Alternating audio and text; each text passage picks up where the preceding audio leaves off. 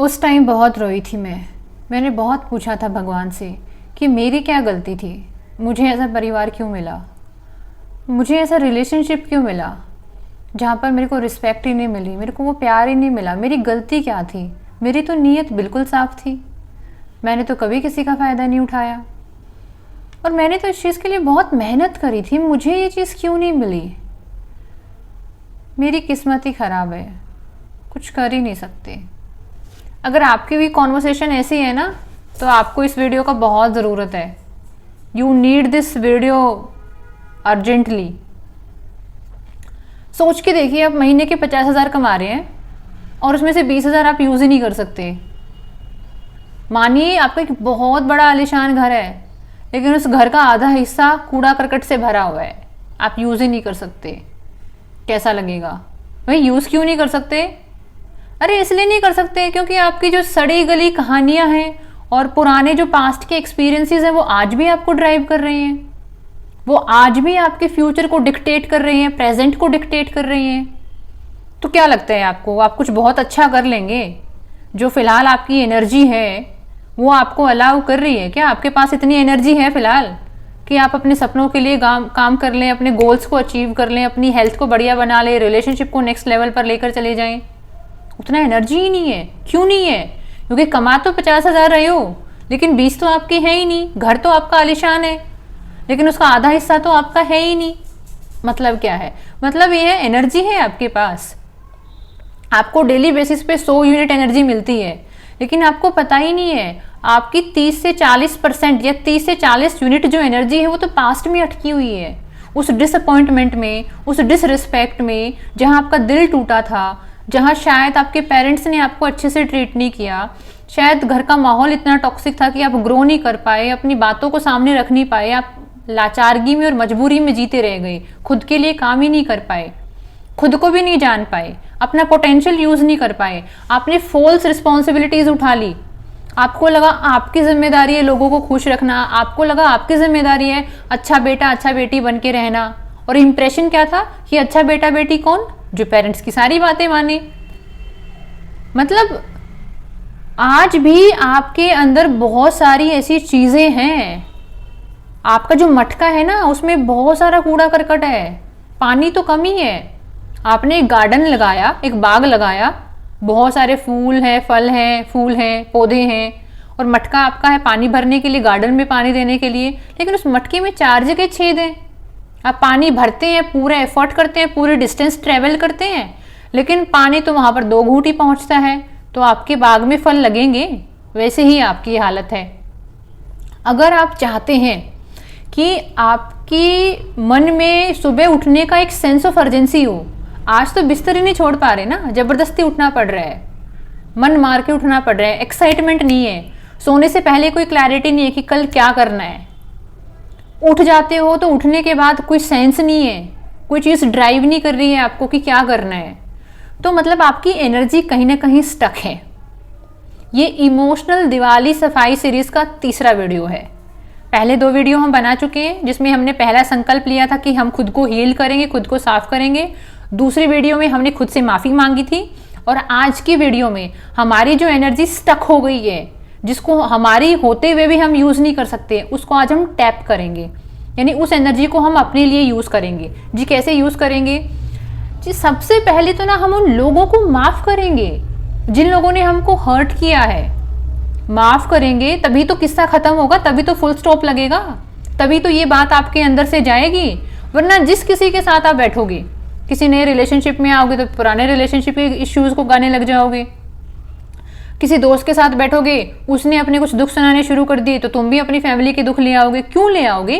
क्योंकि वो आज भी तुम्हारे जहन में है, तुम्हारे अंदर है, कहीं ना कहीं तुम्हारे mental, emotional, physical, spiritual space को ऑक्यूपाई कर रखा है उस चीज़ ने।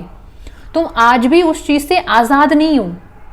तो अगर तुमको उस चीज़ से आज़ाद होना है तो उसको माफ़ करो, और खुद भी उससे माफ़ी मांग लो कि जाने में अनजाने में हो सकता है मेरी एनर्जी ऐसी हो, मेरे कार्मिक अकाउंट ऐसे हो, मेरा पास्ट का बर्थ लाइफ अगर शायद ऐसा रहा हो, जो भी लॉजिक है आपके पास वो लॉजिक लगाओ और माफ़ करो उस चीज़ को। उस चीज़ को माफ़ करोगे तो वो आपके अंदर से जाएगी। फॉर एग्जाम्पल, आपसे कुछ गलती हो गया, आपसे कुछ गलती हो गया और अब आप सामने वाले से सुलझेड़ा करना चाहते हैं, कैसे करोगे ये सुलझेड़ा? आप उससे माफ़ी मांगेंगे कि यार मुझसे गलती हो गई, प्लीज़ मुझे माफ़ कर दो, या किसी और से गलती हो गई तो वो क्या करेगा? माफ़ी ही तो मांगेगा। यानी माफ़ी एक तरीके का फुल स्टॉप है। चीज़ें आपके अंदर से निकल जाएंगी, रिलीज़ हो जाएंगी, और जब चीज़ें आपके अंदर से रिलीज़ हो जाएंगी तो आपके अंदर स्पेस बनेगा। आपका वो जो घर है ना, बड़ा सा आलीशान सा, जिसका आधा हिस्सा कूड़े करकट का भरा हुआ है, वो कूड़ा करकट चला जाएगा। आपके पास क्या रह जाएगा? साफ सुंदर घर। अब सोफ़ा रखना है, एसी रखना है, फ्रिज रखना है, अलमीरा रखना है, दैट इज़ योर चॉइस। ऐसे ही है, आपको 50,000 महीने के मिल रहे थे, अब वो 20 भी आपके हैं, आप उनको यूज़ कर सकते हैं। ये सब क्यों बता रही हूँ?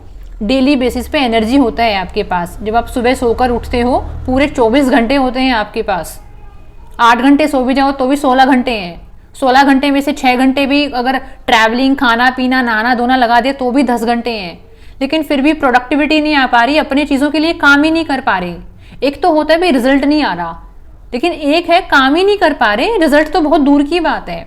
इसीलिए आपको इस लूप से अगर बाहर निकलना है तो आपको अपने अंदर से इस चीज़ को माफ़ करना होगा। अगर आप कोई एग्ज़ाम के लिए तैयारी कर रहे थे, किसी करियर को परस्यू कर रहे थे और आपको लंबे टाइम से फेलियर फेलियर फेलियर फेलियर आ रहा है, माफ़ी मांगो उससे कि शायद मेरा माइंडसेट ऐसा नहीं होगा, शायद मैंने काम नहीं किया होगा ऐसा, फैमिली के साथ इश्यूज़ हैं आपके, पार्टनर के साथ इश्यूज़ हैं आपके। माफ़ करो, उसको माफ़ करो, अपने आप को वहाँ से विड्रॉ करो, अपनी एनर्जीज़ को विड्रॉ करो। फिलहाल तो आपकी एनर्जी वहाँ पे स्टक है। किस फॉर्मेट में?